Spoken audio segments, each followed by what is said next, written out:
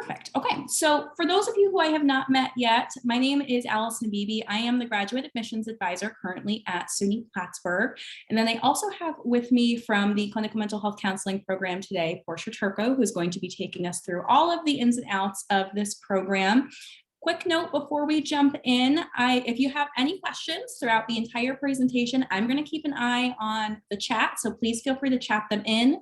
Or if you would rather ask your question out loud too, just use the virtual raise your hand and we can call on folks to ask your questions that way as well. But Portia, I will go ahead and turn things over to you. All right, thank you. Good evening, everybody. How are you? Thank you for joining. I'm so excited to see you all. I'm going to talk to you a little bit about the Clinical Mental Health Counseling Program at SUNY Plattsburgh, but I'd like you to please use the chat feature, or like Allison was saying, raise your hand if you have questions. Do not hold back. This is our time together for me to thoroughly give you all the information you need to make your decision about whether this is the right program for you. So just out of interest, I'm going to give you the background. Our Clinical Mental Health Counseling Program is a 60-credit CACREP accredited master's degree in counseling. Now, the unique feature about CACREP accreditation is that what that means is that our curriculum is consistent with all of the other CACREP accredited programs throughout the country. So for instance, if you graduate in our program and it says CACREP, you can go to a program in Massachusetts and it's CACREP, it's going to show the coursework has been verified by the CACREP organization as complying with all of the regulations that they need for you to be on par with everybody else in the field, right? Now, what you'll find though is that different states have different regulations for licensing, meaning different states might look for maybe a different amount of coursework, but generally in terms of education, we are on par with the whole country. That's the beauty of being a CACREP accredited program. Now, this is really the beginning step for you to pursue your license. And in New York, the license is called the LMHC license, Licensed Mental Health Counselor License. This license allows you, when you graduate, to work with just about anybody. I kind of feel like, to be honest, that our degree is a special degree in that we have people in all kinds of settings. We have people in the school system doing school-based counseling services. We have people in clinical settings like agencies. We have people in the hospital. We have some people who do corrections. We have people everywhere. So that's a very broad degree where you can specialize in just about anything that you are interested in.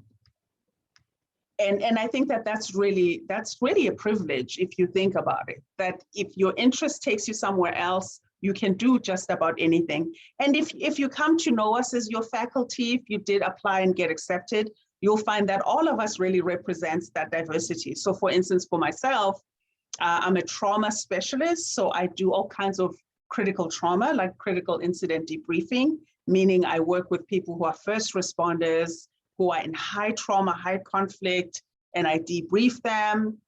Some of us work with play therapy and creative arts therapy, like dance movement. Some of our faculty will specialize in all kinds of things. So that just shows you how diverse this degree is. And then I'm going to go into the next slide. Allison, if you could move that over for me, that would be great. Thank you. Like I said, you know, all of us as your faculty in this program, if you were accepted, we work in a culturally responsive way. So we bring different models of training and research. We have different research focus. So for mine, as I've mentioned, I'm a trauma specialist. And I'm also a couples and family therapist. So I do a lot of my research in that. I do a lot of my research also on diverse populations. And all of us do that. We have our faculty who are interested, again, like I said, in creative arts, religion and spirituality. Ecotherapy is another one that's a really great specialization taught by our faculty, Dr. Deal. He goes out into the woods into the mountains with everybody and do nature-based therapy. We have our other faculty, Dr. Goodman Williams. Now she does the creative base. So, and then we have really Dr. Kembia who will do maybe dance. So people who are interested in dancing. Is super, super interesting. So most people, when they think about counseling, they're thinking about an office, which yes, that's where we practice in one-on-one settings, but you can really take this anywhere, right? Our school-based interns right now go into the schools locally, and they work with kids within the school setting, and they provide psychotherapy. We also have our students who will go into the woods and do like nature-based work. So your imagination will be the limit, in my opinion.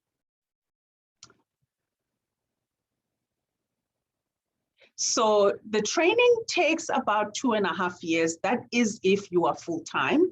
So most of our schedules, so we have designed a curriculum that allows you to go into the program for 2.5 years.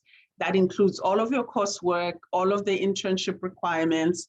And so you can graduate relatively ready to practice. Our classes, and we're really proud of this, everybody. We have really, really small classes. And that's because we tend to limit the number of students that we accept.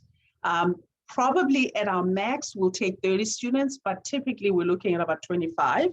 And the reason is we want you to be in a small cohort of students where there's the biggest class you'll ever be in has 25 students. Your average class has about 10 to 12 students. That's super, super privileged, right? Because we get to know you really well, you interact with us. Plus you get to figure out, based on your interactions with us as faculty, what your specialization might be, what you would like. We have, the classes that are big, let me go back a bit. The classes that are big, the 25 classes are the theory courses. So you'll be doing maybe counseling theory, but the applied courses, which is what we call the clinical courses, those have about max 12 students. And that's what we consider a big class. But our practicum classes have six to eight, right? So really, really small. We do have classes that are a combination of in-person, hybrid, and online. Generally, though, I would expect you to realize that this is not an online program. So for instance, we might have a research class that's hybrid, so half in-person, half online. We have other courses that are maybe elective courses that will be online, but most of your program, 80% of it will be in person. So this is a general full-time schedule. If you look at it for clinical mental health counseling, those are the courses that you will be required to take. So most of our students take about 5 courses if they are full-time. So we would have lifespan development, where you're learning about human development, counseling, relationship, and skills. So really, this is an applied course. It's got a lab. And the lab is in our very, very high-tech, beautifully renovated clinic. I'm very proud of that. That's where all of your sessions are recorded. You're practicing with classmates at this stage. You're applying the skills that you taught. So basically, you're simulating a counseling session, except you're working with each other. So you do a lab. We do a lot of labs in the first semester. Psychopathology is where I teach, and this is basically my course. I teach you diagnosis, learning to look at the criteria and symptoms. And then we have theories of counseling, many, many different theories that inform how you do counseling.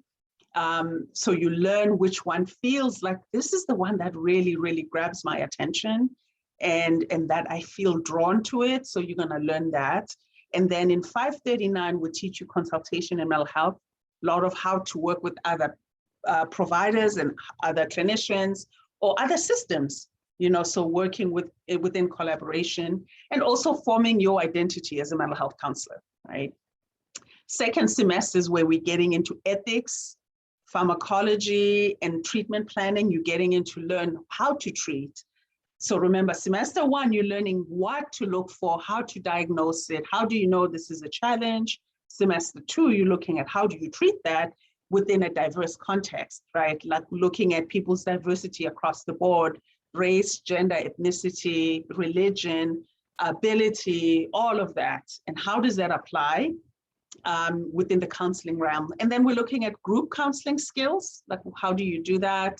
How do you run groups? People who are typically, people feel hesitant to run groups, but by the time we finish this semester, most people love groups.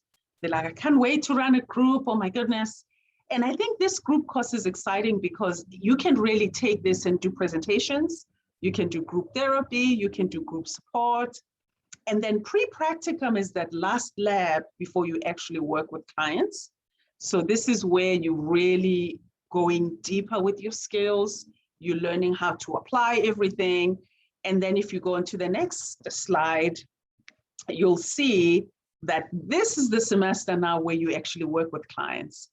Now, the semester is broken up into two.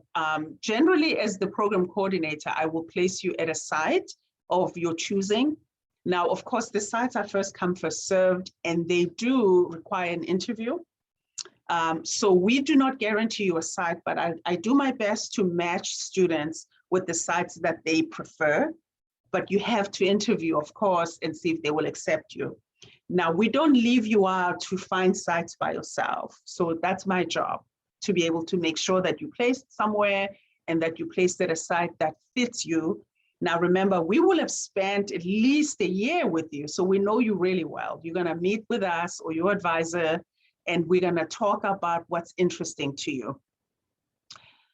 And the question is, are the sites local to Plattsburgh? Most of our sites are in Clinton, Franklin, and Essex County. We do have students who've been placed as far as Glens Falls. We've had students be placed further south. Now, those types of sites that are not in our list of approved sites, if let's say you were interested in being in the city and you have connections in the city, we don't disapprove of that, but we would need time to set up the contracts and the approvals for them. One, we have to make sure that they comply with the KCREP requirements for accreditation purposes, make sure that they'll give you the type of experience you really need to graduate, and make sure that they can support your placement. So definitely we can place you in most places in New York. You can go wherever you like in New York if you can, of course, support being able to travel back for classes into Plattsburgh. It's a little bit less of a challenge in internship. It's more of a challenge in practicum. The reason being, as you can see on the roster, you still have other courses that you need to take. So it's a little bit harder to be placed 6 hours away in practicum. So just something for you to keep in mind. So semester 3 is where you can do career development counseling. Some people really are interested in being career counselors. I think it's a fantastic occupation where you're helping people with career assessment. And then substance abuse counseling, some people like to specialize in that. They become KSAC, KSACTs. So KSAC is where you really focus on substance abuse counseling. Now, you can do both mental health and substance abuse counseling as having two specialties. Those are really, really high demand combinations, especially now in the world. So you could take this as that first step towards that credential. And then another elective would be couples counseling. It's not on the slide, but it is an elective that we offer every third semester. That elective allows you, if you're interested in working with couples and families, to really specialize in learning how to work with them. The skills for both substance abuse and couples and families are a little bit different. So that course really helps you feel confident. You can do both if you're interested in both, but most people like to choose one or the other, but certainly you can do them all. And then the fourth semester, you do your research. Sometimes people will choose to do research in the summer semester if it's offered. It's not always offered, but sometimes it is, either online or hybrid. Then you only have internship in the fourth semester and the fifth semester. So that's generally, that's our pre-required courses. You can always add more than you need. I encourage people to take more electives. So like I said, spirituality, religion, creative arts, trauma. I'm designing right now another specialty for human sexuality and sex therapy. So that will also be provided. We have another specialty on counseling children and adolescents. So in grief, we've got all kinds of electives. So when we say electives, what we mean is that it's not required in the program. So this is not something you need to graduate. It's just something that you choose as a specialty. So that's what we mean by elective. All right. And then, like I mentioned, in the practicum semester, that would be your third semester, you have to do your hours in the counseling clinic at Ward Hall. The reason being is that we have to record all of your sessions to supervise you. So this is where you work with actual clients who are coming in. They're looking for services and you're providing counseling, except the counseling you provide is being monitored. So either myself or the other faculty will be watching, making sure that, okay, you know, are you doing the skills correctly? Are you effective? So after that, so during practicum, I'm going to place you one day at a site in the community or a site of your choosing, and then you're gonna have about another half day with me in the Ward Hall Clinic. This experience lasts about 360 hours. So it's a relatively quick turnaround. Then after you pass and you move on, you go into internship. Internship is long, it's about 900 hours. This is where you spend almost a year at your site and you work like a regular employee. So when you are in internship, we regard you as a counselor in training. That's what we call you. So you're gonna do everything that a mental health counselor does, except you are supervised. So you have a caseload. If people have a caseload of clients, that's what you do. If people do paperwork, that's what you do. If you do continuing education, you do everything you need to do if you are out working by yourself in the field.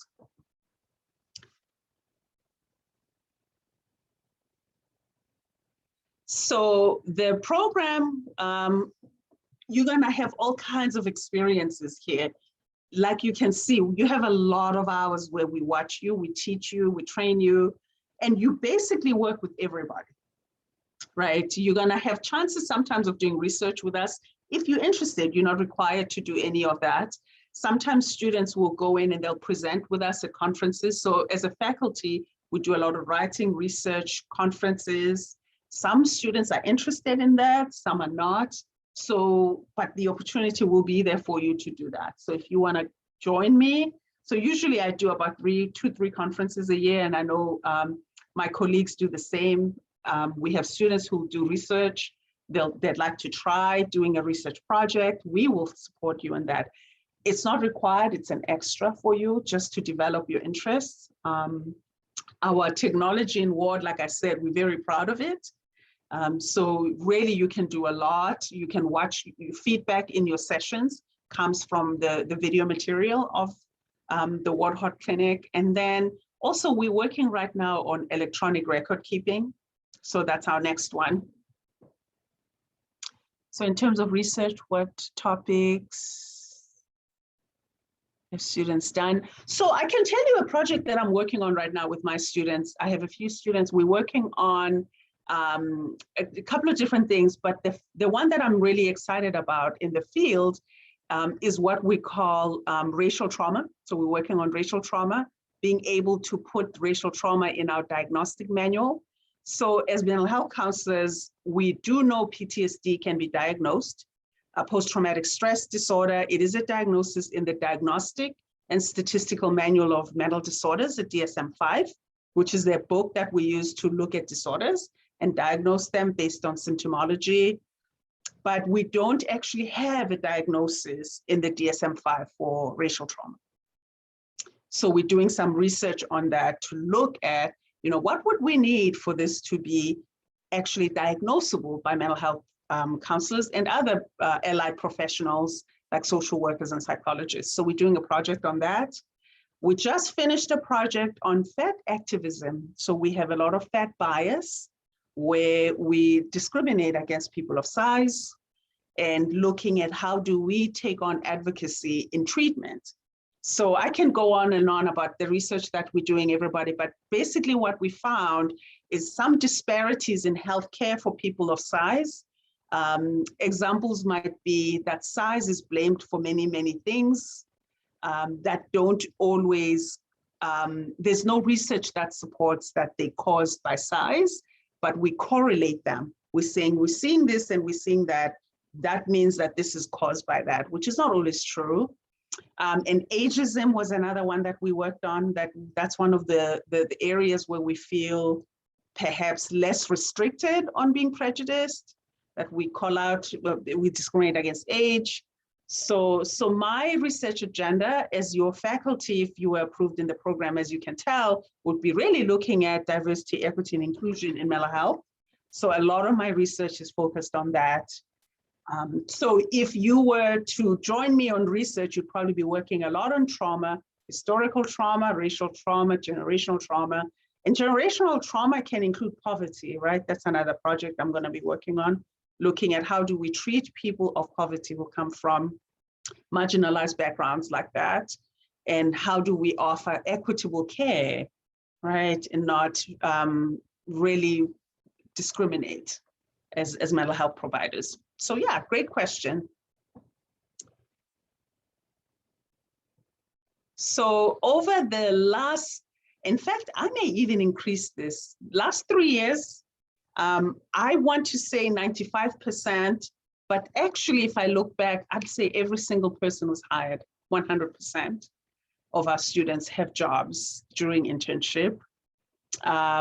So within 3 months of hire, we expect everybody to have a job. We have had 100% pass rate in the NCE exam over the last 3 years. We're really, really proud of this as a faculty.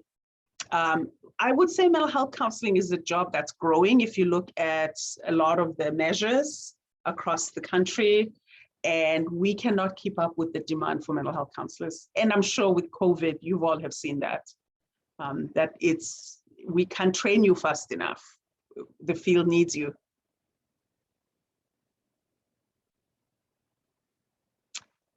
So how do you apply? I'm going to let Ellison talk to you all about that. Absolutely. Thank you so much, Portia. That was wonderful information. I know we had a couple of students join pretty recently, a little bit later. So before I jump into how to apply to this program, do we have any questions at this time for Portia before we move forward? And I see, Victoria, you have a hand raised. You can go right ahead. Hi, thank you for presenting to us. I was just wondering if there was a specific type of therapy that the school has a focus on. Is it like CBT or just like, yeah, is there a specific type? That's an excellent question. Thank you for asking me that. I did not cover that. So you are going to find that as a faculty, all of us have different approaches. So for me, my approach is very existential based.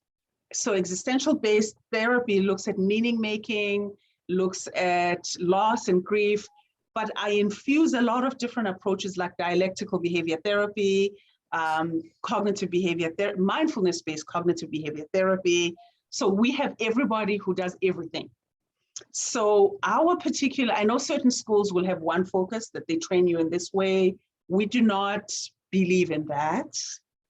We want you to be integrated for sure, but you're gonna find your own way. So my goal is to help a student find what makes sense to them, because that makes you more authentic, right? You're going to be a better integrated clinician if you follow what feels like this is intuitive to you.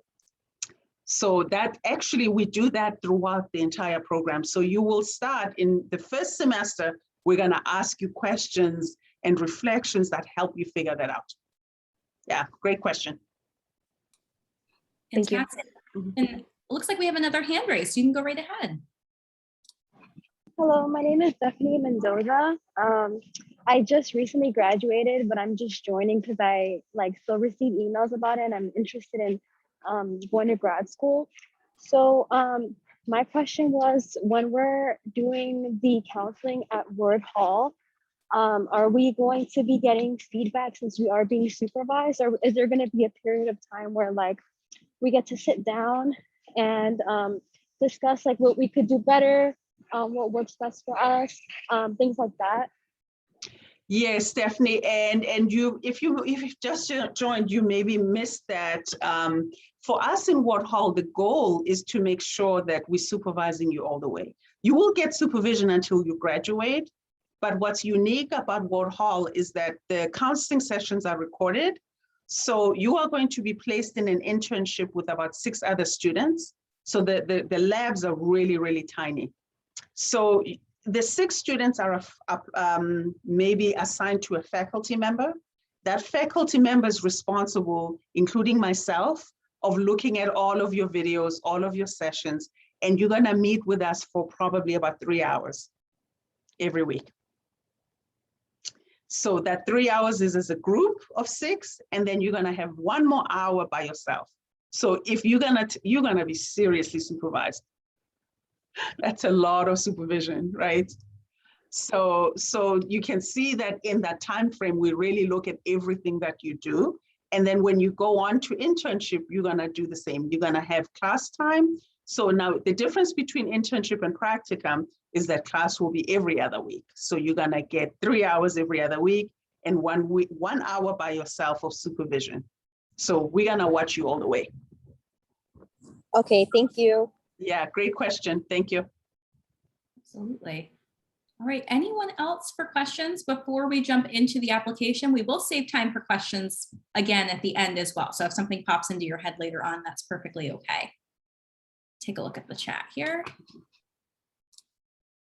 All right, it looks like we're all caught up for now. So I'm gonna go ahead and jump into the application piece a little bit. We'll keep this pretty short and sweet, and then we'll save some time for questions at the end as well.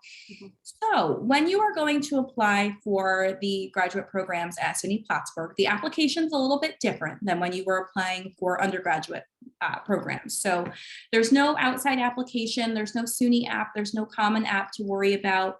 The graduate application we actually built ourselves, and it lives right on the graduate admissions page on the SUNY Plattsburgh website.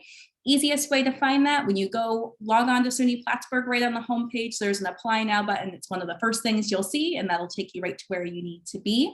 So you'll submit that initial application online. It's pretty bare bones and straightforward. It's going to ask you a little bit about you, your educational background, the program you're interested in, and for a couple of letters of recommendation, and we'll get into that a little bit more in depth as well. And then once you submit that initial application piece, you're going to want to take a look at some additional documents that the clinical mental health counseling program will require you to submit along with your application. And first and foremost, the items that you're going to be looking at, we are going to have a resume and some recommendations. So for your resume, should be the most up-to-date version of your resume that you have. If you are current SUNY Plattsburgh students or SUNY Plattsburgh alums, you have the Career Development Center at your disposal. If not, I would recommend that you bring your resume to some folks that you trust, their English language arts skills, have them take another look over your information, make sure all of your information is laid out correctly, that you're not missing anything. And if there's anything on your resume that you can specifically tailor to this program, that's wonderful to do as well. For your recommendations, we're looking for 3 letters of recommendations for this program. If they can be faculty members or members that you worked with on campus from your undergraduate career, that's ideal. If you need to fill in the blanks at all, professional references are what we're looking for. So ideally like a supervisor or a coworker that you've worked with in the past. 4 letters of recommendation as well. The number one tip that I have is to reach out to the folks that you are looking to request letters for ahead of time. And a good rule of thumb is always to approach them and ask if they are willing to write a positive letter of recommendation for you. That opens up a conversation to make sure that they have time to really put some effort into that letter and that you're on the same page of what's being expected. When you do secure all of your letters of recommendation or all of your recommenders, you will just put their information on your application and we will take care of sending them an email, letting them know that we're asking for letters, and they actually send everything right to us. So you don't even need to hunt them down to collect those letters. We take care of all of that for you. Some more additional documents that we'll need beyond that resume and those letters of recommendation. First thing's going to be a statement of purpose. So this is about 250 to 400 words, and this is really the largest piece of free writing that you have on the entire application. So this is where you get to brag about yourself a little bit and say why you think you'd be a good fit for the program, what your career goals are, things that you've done in the past that have really prepared you to move on to a graduate program of this nature, all of those different kinds of things. If there's something that didn't fit on your resume that you feel is really important that we know about, this is also a good place to put that type of information as well. We're going to be looking for all of your prior college transcripts. So any graduate or undergraduate work that you've done up until this time. That includes any college classes you took in high school that you got college credit for. We're going to be looking for all of those transcripts to come on over. For a transcript to be considered official, it does need to come directly from whatever college or university awarded the credit. So you'll want to give their registrar's office a call, or a lot of them have online portals now too, where you can request that a transcript be sent directly from their registrar's office over to SUNY Plattsburgh admissions. Ideally, 12 or more of those credits that you took either in your undergraduate or graduate work will have been in psychology, human service, education, or some type of a related field. So just know that we'll be keeping an eye out for that as well. And then in a non-COVID world, we're typically looking for GRE or MAT scores, but those have been waived through spring of 2023. So if you're applying for this upcoming fall, you won't need to worry about those, but if you're planning on applying for fall 2023, know that those are very likely coming back around as a requirement.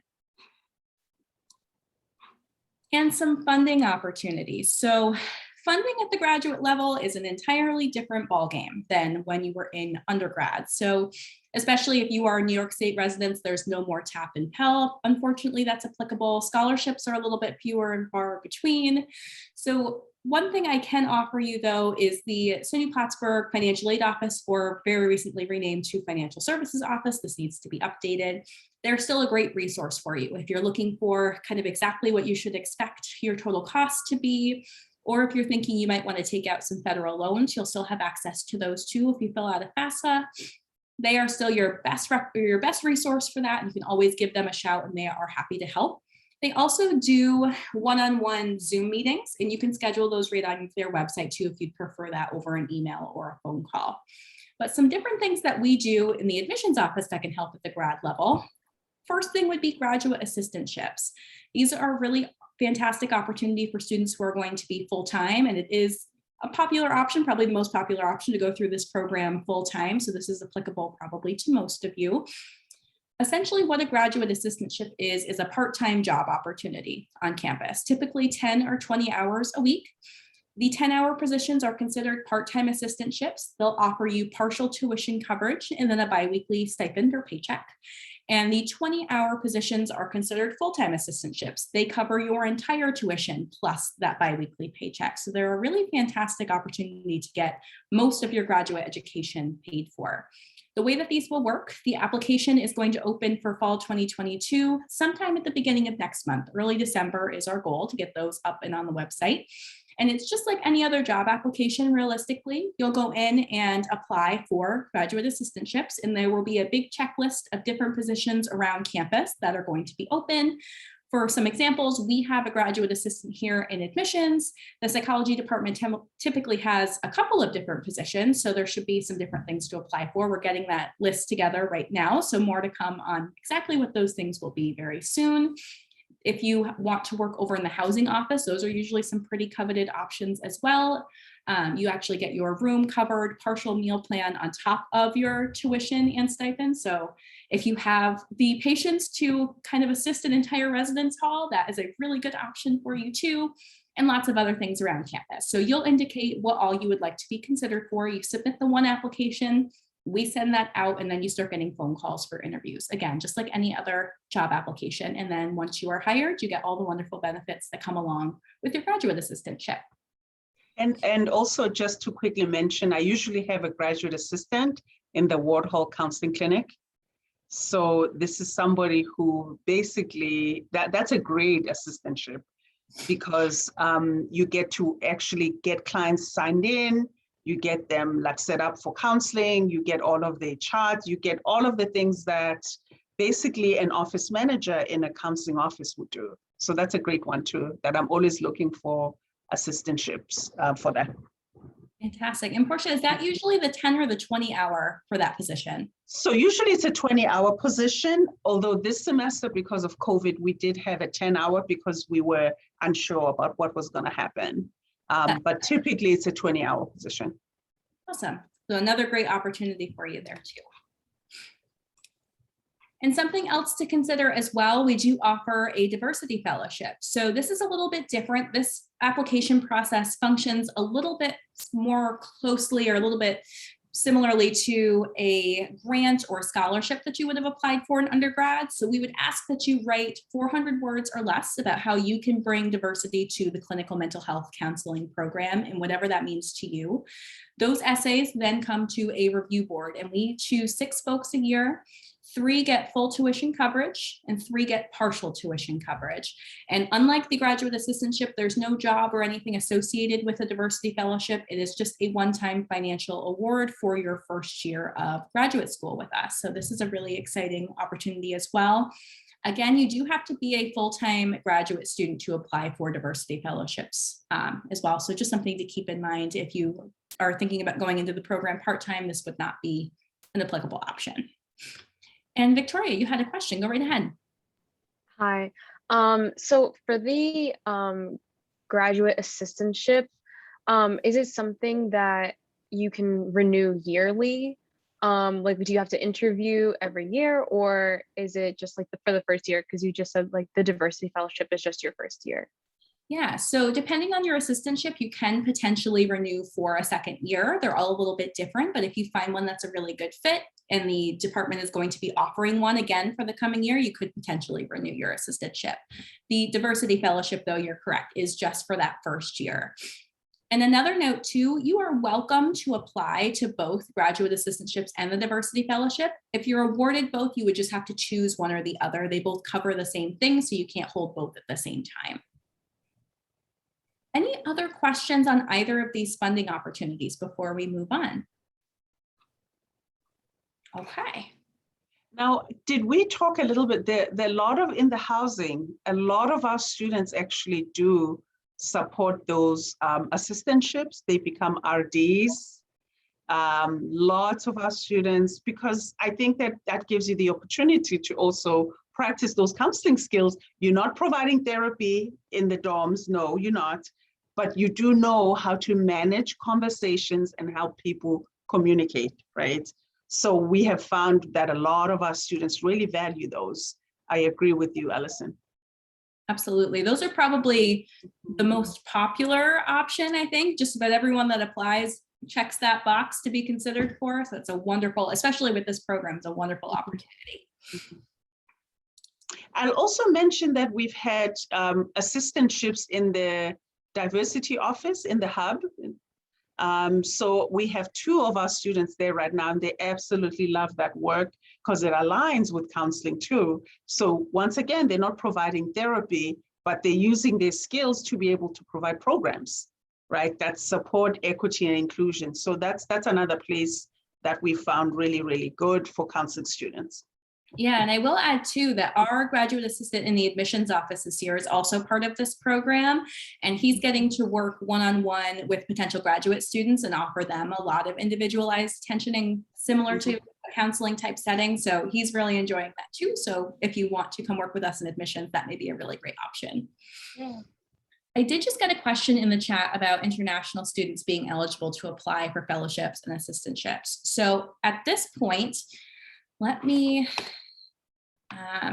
not get this backwards, because one is applicable and one is not. So international students are eligible to apply for graduate assistantships, but you're not eligible to apply, unfortunately, for the diversity fellowship at this time. So the diversity fellowship applications are actually open right now. I forgot to mention that also. So if you are an incoming student potentially for fall 2022, you can start filling out those diversity fellowship applications anytime. You've got until February 15th for both of those programs to get applications in. The graduate assistantships will open in early December, also with that February 15 deadline. Good question. Any other questions on either of those pieces? I know there's a lot of moving parts there. Okay, Just a quick note too, if you ever want to meet with us here in the graduate admissions office or to meet with some faculty members from the clinical mental health counseling program, we do offer all of those options for you all year long. So we do virtual meetings, on-campus meetings, and then we're also at every graduate fair we can get our hands on right now. So if you see any in-person grad fairs, I will definitely be there if you want to come hang out and stop by and say hello. So if you are looking to meet with us in any capacity, we do have that online scheduling piece, and that'll connect you with either myself or Denzel, who's our graduate assistant, to go over a lot of application related items and program specifics we can speak to a bit as well. Or you can also always just email us, and I'll put the contact information up at the end too. And then I think we have Portia's contact information in there as well. So if you have specific questions that you want to connect with her on, we can do that as well. And there we go. It came up with a slide earlier than I thought it was going to. So this is all of our contact information. This would be a good one to take a screenshot of or a photo of if you don't have this in your arsenal of email addresses already. I've got the main graduate email up for me, but you also all probably get lots of emails from me that come automated from our system and some that actually get sent from me. So if you ever answer any of those, they actually do bounce right back to me and we can connect. And then Portia's email, of course, as well. If you do have some program specific questions, she is your best resource always. That is just about the end of the information that we have for everyone tonight. Is there any questions that we missed? Anything that you were looking to learn a little bit more about before we sign off? Get the chat opened up here again.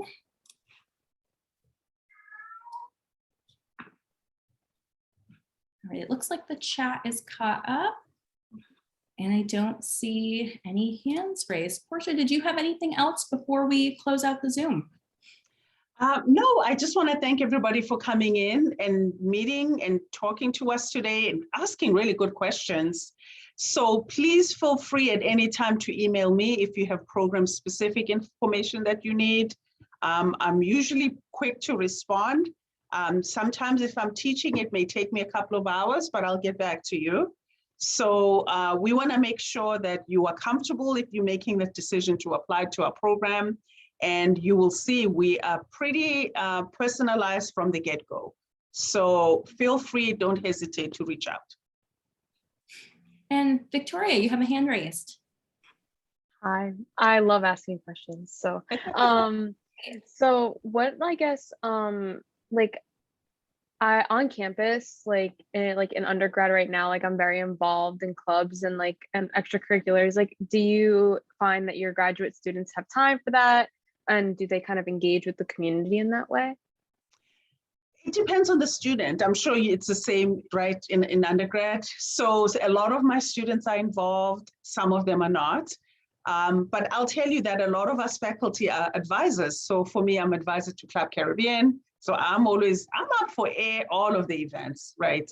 So I think it depends on the students. It depends on you and your schedule and time and interest. But I will tell you that being involved is encouraged because remember that you're going to work with diverse clients. So we want you to really get exposed to different people. And I believe the events on our campus really introduce us to a lot of the diversity. So the more, and plus, get this, Victoria, if you participate on any capacity on those events, you get points from our program. So you get what we call professional development unit points. So we count those points towards your practicum requirements. So we want you involved in as much as you can. So we actually reward students who participate.